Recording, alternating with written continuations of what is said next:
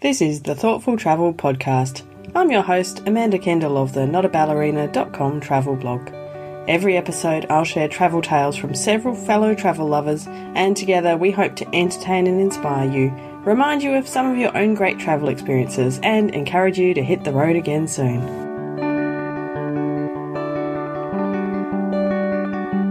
Hello and welcome to episode 113 of the Thoughtful Travel Podcast. Today we're talking about expat travellers. Now, one of my guests today actually had a discussion/argument with her partner about was she still an expat? And that did make me think, what is the definition of an expat? I kind of think of them as people who are spending some time living elsewhere, but not forever. And who knows really who to trust, but Wikipedia happens to say that an expat is a person who's temporarily or permanently living in a country other than their native country. So, you might have a different opinion, and I'm still not sure. Like, if someone's lived in another country for 50 years, are they still an expat? I don't know. But anyway, today we're going to talk to three people who've had quite a lot of expat experiences in different countries, and just to, get a feel for the kind of different lives people live, especially people who like to travel often end up having some kind of expat experiences. So I know I did. I have lived for 2 years in Japan. I'm hoping to add to that sometime in the future. And I lived for a year in Slovakia and I think nearly 3 years in Germany. And that was all consecutive. I left Australia for about 6 years altogether. And those expat years were easily some of the very, very best and most fun years of my life, while at the same time being in some ways the most challenging. There's lots of tricky parts that come with being an expat, but I wouldn't swap it for anything. Definitely very, very life-changing experiences. And I think my guests all feel the same. So let's move on to my first guest today, and that's Sandra Muller. And it's funny, we've known each other for about a year or so online. We haven't got to meet in person yet, but the more I talk to her, it's funny how there's lots of parallels in our lives. And we were talking about some of our expat experiences.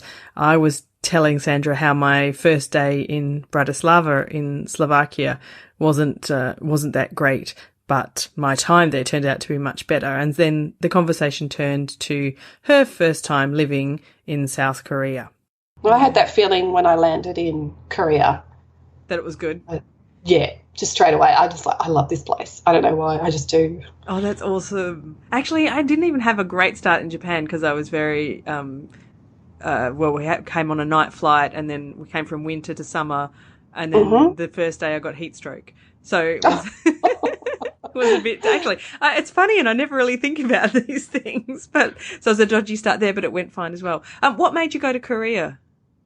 Well, I actually had a job lined up in Japan, and through one of the big four teaching companies, and they would recruit in Australia, so I'd been to their recruiting thing in Melbourne and passed their tests or whatever, and they had a job lined up for me. I think it was in Kyoto, and I don't know, Korea just hit my radar, and I went, you know what, I don't know anybody who has even been to Korea. Yeah. But I know so many people who have been to Japan, who have done the teaching English in Japan thing. I just wanted to do something a bit different. So it was kind of crazy. I don't know the language. I don't know anybody there. I don't know anyone who's even been there. And so why not? Yeah. 3 weeks later, I was on a plane. Oh, I completely understand you, because I'm sure if someone had said to me at the time that we were about to go to Japan, here, you could go to Korea instead, I absolutely would have said yes. Because, but around that time especially, so many people had taught in Japan. And I always remember having a garage sale just before we moved to Japan. And, people would ask, why are you selling all your stuff, blah, blah, blah. And I'd say, and like everyone said, oh, yeah, my sister's living in Japan doing that. Oh, my cousin did that. And I was like, oh, it's so common. I don't like doing the common thing. When did you do it? Same, 2001. Oh, okay. Yeah. Okay, yeah, because the rates of pay were comparable, and once you factored in the tax rate, and in Korea they included, and they still do usually, your accommodation as part of your salary package. Awesome. Right. So you had that taken care of, and And I thought, the living costs seem to be a little bit less in Korea, so I might actually be Save better off more, financially. Fascinating. Yeah, I'd never even heard it as an option back then. Like, it was a bit, there wasn't much internet and stuff, and we got the Japan jobs out of an ad in the paper. So it was, it's different to these days where you can find out all the options first. Yes. Oh, very different. And the other thing that I think is very different between now and then being an expat back then is just how much communication has changed and the tools that we have. And like my first trip away backpacking was in 1995, and I didn't even have an email address then. So I was writing letters, and I was backpacking around US and Canada for 4 months, and sending letters home. And then I thought email was like a huge leap forward when I was living in Korea, and would send home the obligatory weekly email and update. And now I don't even get homesick because I'm just connected to home every day. And whether it's through Facebook, through WhatsApp, through sometimes email, like my family has like its own private group on Facebook. I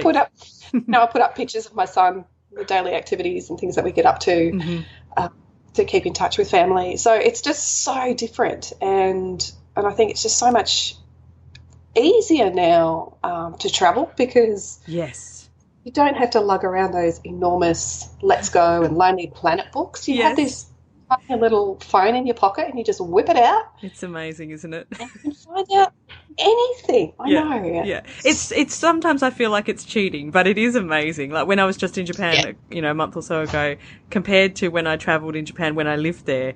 Like, before, to find something out, you had to talk to someone, basically. And, normally, like, if you, to discover, like, a place that wasn't, like, the most well-known temples, you would have to hear about it from an expat friend, and they would write down the details of how to get there, and probably the kanji, the symbols for the train station that you need to get off at, and, all of these things. And now it's just all in your phone, and you can just type it in and find it, and the directions are there and the trains are there. It's just like mind-blowingly simple compared to what it used to be like.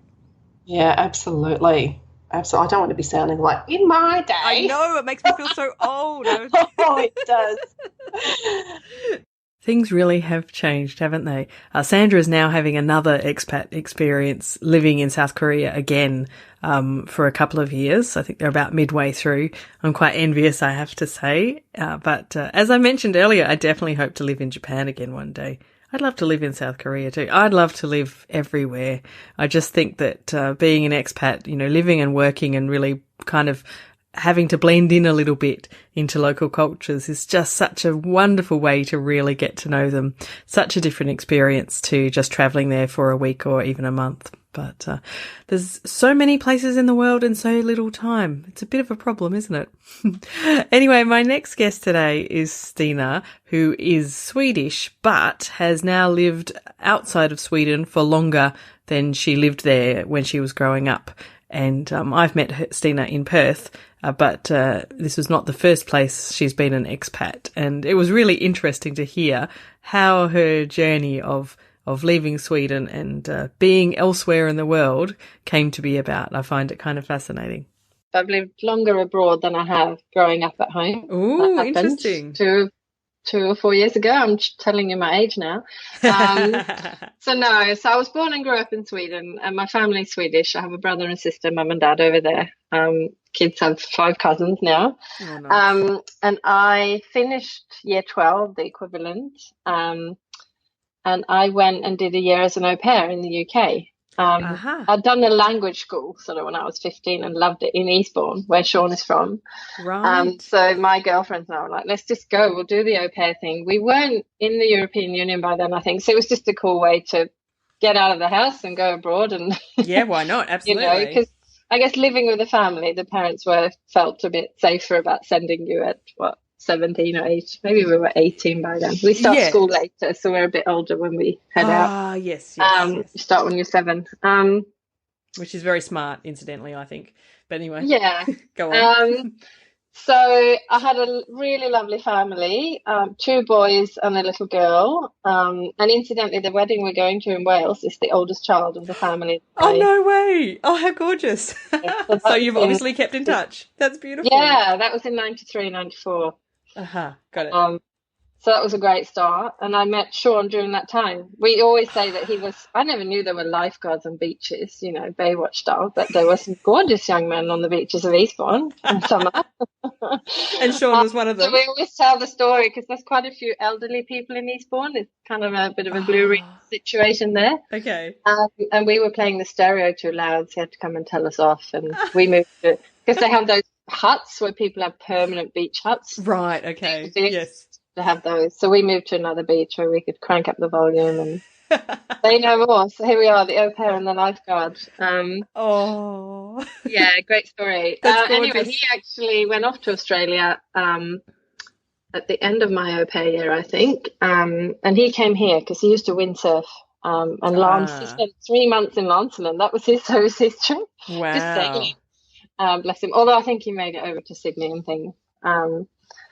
So that kind of got me thinking about going to Australia, that and my aunt and uncle moving. So let me think. I think I went back home for like 3 or 4 months and sort of worked to get some money. Mm-hmm. And then in 95, I set off on my first long haul trip to Sydney. Lovely. And then I had some friends, because a lot of kids from Europe obviously want to see the rest of the world. So yes. I had girlfriends who had been to sort of Thailand and some of those places and then made it to Australia, and we traveled up the coast together, which was really cool. And my cousin, bless him, my younger cousin, put up with all these girls. Nice. Greyhound and everything. So proper Aussie backpack, sort of up to Cairns. And beyond that, the only other country I did that time was so we went to Bali and Indonesia. We actually went east all the way to Komodo, which was quite an experience. Yeah, that would be interesting. On a rickety boat, and we caught a tiny plane back. How we ever made it, I don't know. But the things we do when we're younger. Exactly. But after that trip, so I'd already met Sean before I went on my trip. So I went back to England. My ticket was just to London, and I phoned my mum and said, "I'm going to stay, Mum." Oh, your poor mum. So I think I did. So I've always done like nursing assistant. It's a very good job to have in any part of the world. So I just got myself a job. I think I stayed a bit with the same family where I looked after the kids. And then I have felt probably like I should do something grown up. So I went with my friends. We spent 6 months in France. We lived in Paris and we did French at the Sorbonne, which is awesome. Oh, wow. That's cool. There's my art gallery. So I did a lot of, seeing places and doing things over those 6 months. And the Eurostar, I remember Sean came to visit and I went back. You have school holidays essentially. So that was kind of fun. And in the meantime, Sean, after he had been, he just applied for permanent residency as a bit of a, if I get it, that would be awesome. I quite like Australia. So after Paris, I think we got ourselves a little flat and worked. I did some English. You can do English with the Swedish University in Brighton. It's a bit weird. Of course you can. Did a semester of that, to keep the parents happy and not just work and travel. And then Sean got his permanent residency. And I was like, oh, my God, we could go. But how would I go? Because he's a couple of years older and he'd done his degree and he had some work experience, spoke the language, wasn't a criminal, Yes. He scored all the points. So I thought, oh, my God. So I went as a student. So off we went back in 97. Yeah, so I think you often find that people who've lived as an expat haven't just lived in one spot abroad, but have a long history of moving around. And, the same is true for me. But Stina has now been based in Perth for kind of the best part of 2 decades. And I did ask her later in our chat if she was definitely settled in Australia forever now. But I certainly couldn't get any definite answers out of her. And she said, although she loves it here, she did say, never say never. And I guess there's always, once you've wandered a bit, there's always a bit of a wandering spirit in you, isn't there? So who knows? I mean, who knows what the future will bring for any of us? It's always open. Now, my final guest today is Margarita Pas, who grew up in Poland, but has had some experience living in many other places. And we had an interesting chat about what life is like as an expat now, and how it was earlier. Similarly to how Sandra and I discussed this, it was interesting that this topic kept coming up because certainly the way that expats live now is quite different to a decade or especially 2 decades ago. I've been expat in 4 different countries. I've been living in Bulgaria, Norway, and Greece and Spain, and now US. Wow, they're really all quite different. Yeah, all quite different. And I was living for the shorter period of time in Greece and Spain. Okay. And there it was like more. I was like still a tourist. I think an expat is like it's a tourist who is trying to be local. Yes, that's true. Yes. She's trying to be local, like unintentionally even, because you live there. I'm becoming more familiar with the, exactly. cafe, where to buy the good apples, where's the fresh market, so I know more than a regular tourist who just landed at the airport. And even went through all the TripAdvisor things. So, I know more. But still, you're not from there. You are still and somebody with a different accent, somebody with a different language, somebody who looks different.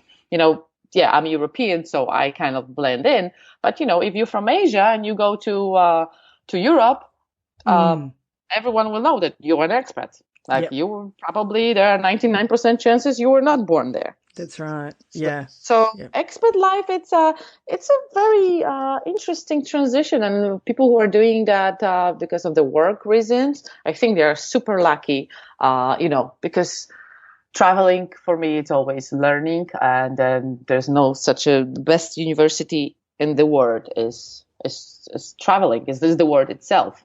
So when you have a chance by your job or by your life choices to go and live for a year, for a half a year in a different country, I always say I can go anywhere to live for a year. Oh, me too. I agree. A year, I will have to like it or not. But for a year, that's what it takes to figure it out. And exactly. At least a year to really get to know a place anyway. So you can't decide before then if you really like it or dislike it. Exactly. So I cannot imagine that somebody would not like the idea. Of course, there are people who don't like the idea. Those people who, I probably wouldn't be friends with because there's so many friends. Well, what do you mean you wouldn't go? Well, what do you mean? It's so awesome. It's new. It's like pack and go, And people with the children who are traveling, And I have a few nomad friends who have children right now that are luckily small. And then people are asking, well, what about the school, the job, and all the kinds of stuff? But, they are digital nomads. So they are working wherever their computer is. With having a child, probably that's more, challenging. But you know what their child will learn through all those travels, it's just, you cannot.